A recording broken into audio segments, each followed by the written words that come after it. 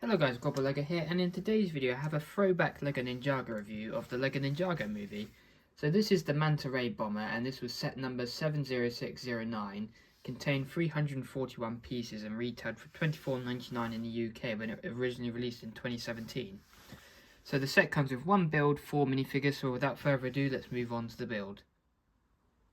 So in this set you only get one build. You technically kind of get two, but they kind of merge into one here. So unlike the jellyfish bomber that came with a little side build for the civilian character, this one doesn't include one of those, which is okay, but obviously if you was comparing those two sets, it obviously has a little bit less value.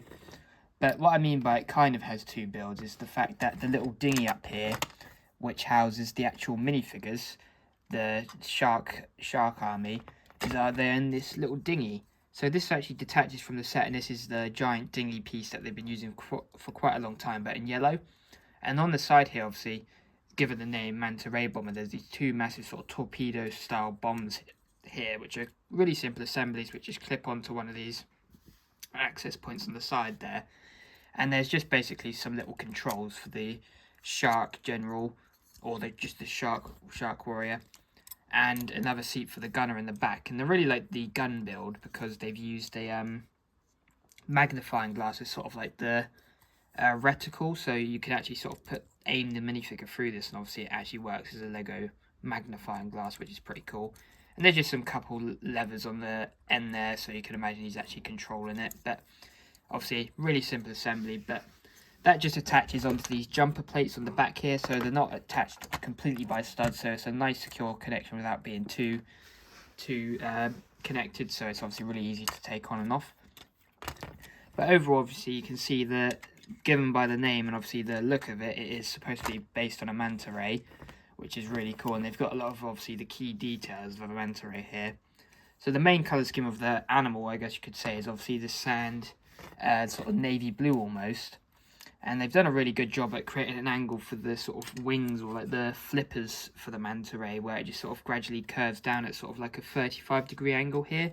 And I really like how they've done that, and it's sort of got like a white underbelly, which you can see from its face and on the side of the flaps there.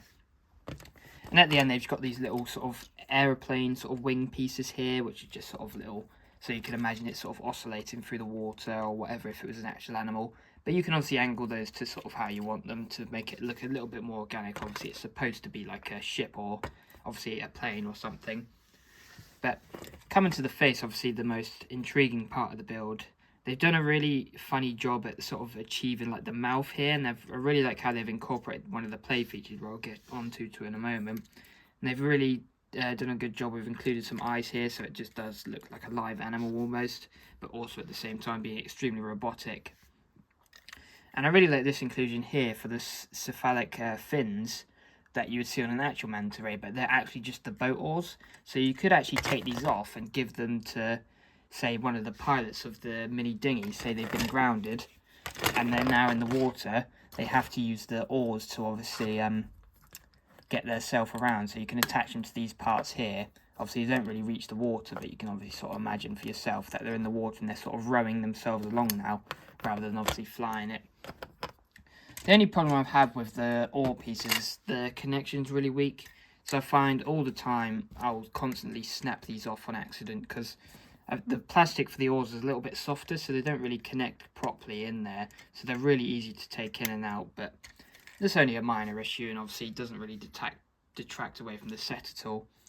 Coming to the back, sort of the handle of the set, you could say, obviously you just saw there one of the fins came off, is the tail. And it's just got some Technic reinforcement here to obviously allow you to be able to hold it from the tail and obviously swoosh it around and stuff. But it's just a really simple assembly. They've just used one of these longer sort of scale, like bionicle pieces as the cover, almost, for like the skin of the manta ray. And one of my favourite parts is the sort of turbine like floats at the bottom here, which kind of remind me of like a submarine almost. It looks like mini submarines on the bottom of it. But they're just massive sort of like silos, and you can imagine this is what's propelling the manta ray along with these two propellers on the back there. So that's really cool, and obviously it also acts as sort of a natural landing gear for the plane. But also the main play feature here is obviously it's got some spring-loaded shooters in the mouth here, And all you do is basically pull these levers back. So I'm going to shoot at the camera, you just push them back and it shoots off the spring-loaded shooters. So I really like how they've integrated the spring-loaded shooters here. Obviously it's completely hidden away within the build, so it doesn't detract away from any of the aesthetic of it. But also gives it a nice sort of play feature, especially for kids, and just a nice thing to sort of fidget around with, just being able to shoot those off really easily. And it is quite satisfying to be able to use those levers to shoot them off. So yeah, there's not really much to say overall for the Manta Ray bomber. It's sort of, you see what you get here, and there's not too many intricate details because it was obviously one of the cheaper end Ninjago movie sets. But for the price and for 371 pieces, I think it had, it's a really, really good build, and I really enjoy it. But without further ado, let's not waste any more time and move on to the minifigures. So the one and only ninja we got in this set was the movie version of Cole. And at the time of the Ninjago movie releases, this was actually the cheapest way to get the car, and obviously the only way to get him if you didn't get the Destiny's Bounty. But he did eventually release in his Quake Mech set, and obviously as well he came in the Temple of the Ultimate Weapon, but obviously only with his hairpiece without the actual mask. But this was obviously the first instance where they used the two-piece mask, which were later used in Sons of Garmadon and Hunted, and they haven't been seen since. But obviously, for those who are not familiar with the Ninjago movie mask, basically you have the top part of the mask, and it's sort of like a mini half mask, but you can't really put any hair pieces on it because it kind of wraps around halfway up the head. And it just has a slot in the back to allow for the sort of head wrap. And this piece is also dual molded in brown and black. It's quite hard to see on the camera because of the way the lights reflect on it. But you can also see that he's got his little insignia on the middle of the headband there. But I do really like the movie suits, especially Cole's here, how obviously he was the only sleeveless ninja. And I just really like the black and brown. It kind of reminds me of his Tournament of Elements suit almost, but a bit more colourful, because obviously it's got that brown. But it's a bit hard to see here. You can see the gold detailing there, which just has all the ninja symbols written on it in that gold printing like on his hood. And he's got a little belt there. Turning around, he's got another just sort of simple insignia, which I think all the ninja had for this wave, and as well as obviously for the movie. It doesn't come with a scabbard or anything, and he does have some arm printing with just some sort of little bracelets on his wrist there, which are just black and gold, which look pretty cool. They don't wrap around the whole arm of the minifigure, but that's fine. And this is another instance where the ninja actually got two faces. Obviously, now the ninja basically constantly used this face throughout the theme. But he had this really angry face, and switching it around, he just had a happy sort of smiling face. So if we put the mask on so you can see that, obviously it's quite hard to see expression change with the mask, but still cool nonetheless that we got two face prints. And his accessory was just this simple hammer build here. Next up we have a civilian minifigure, and his name is Chun-Li per the Lego website. And this is probably one of my favourite minifigures in the set, and obviously one of my favourite things about the Ninjago movie sets is the fact that they included lots of different civilian minifigures throughout the sets. And obviously with the release of the Ninjago movie, Ninjago City set, that year, it obviously played well into that because he was able to collect a good collection of basically just random civilians that fit in the Ninjago world. But I really like what they did with these minifigures. Obviously the main sort of feature of them is that they all sort of came with like scared and worried faces, which can obviously be used to express the fact that the city is literally being invaded by Garmadon and the Shark Army, which is really cool. And I really like this minifigure here because he's got a really nice sort of East Asian Japanese style going to him with this sort of garment going on here in that tan brown colour. Just basically looking more sort of retro rather than having just a modern Lego city minifigure that doesn't really fit in the place of Ninjago. But his accessory is just this sort of like fertilizer bucket carrying device thing here, which is a really cool build and looks really cool on the minifigure, but it is quite obtrusive sometimes. It's hard to display with other minifigures because it just extends out so far. But it's just on this neck bracket piece with some clips on the end there. So there's not too much to this minifigure other than the face print really, but an overall cool addition and great to put in your Ninjago City if you have one. So probably the least interesting minifigure of the set, and probably the least interesting minifigure of the entire Ninjago movie sets, is the Shark Army Gunner.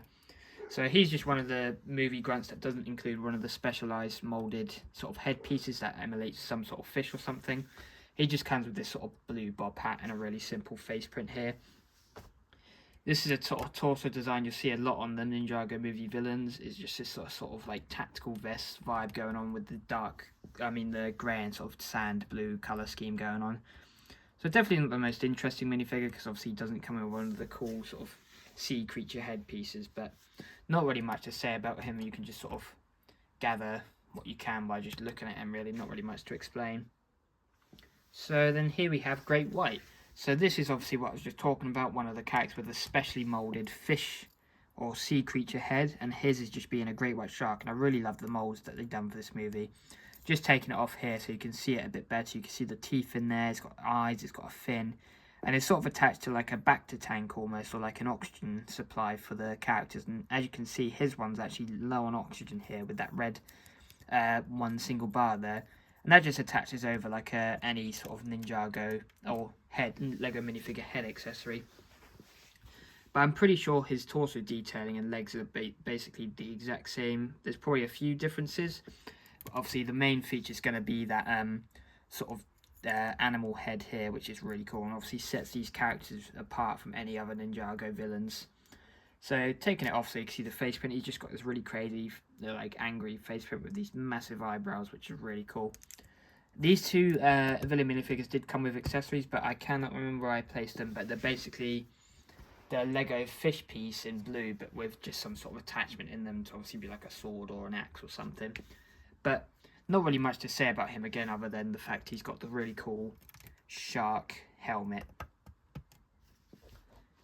So to wrap it up, I'm definitely a really big fan of this set, and I really like the other sort of shark or villain vehicles we got from the Ninjago movie wave. I especially like the Jelly Sub, which I do have in my collection. I definitely think that one's a little bit better because it just feels a bit more creative, and obviously is a really, really strange design for a Lego set, something we've never seen before again. But I really like these sets, and I feel like they really do hold up till today, even though they came out in 2017. I feel like this could be released today, and obviously the standard of the builds today is obviously insane, but I feel like obviously the Ninjago movies were a step up beyond before from the just typical TV sets, and I feel like it really set a new standard for the theme. But overall, really strange but really cool build, and obviously you get a cool collection of minifigures here. Obviously a great representation of the characters from the movie, basically, especially with two villains, a ninja and as well as a civilian.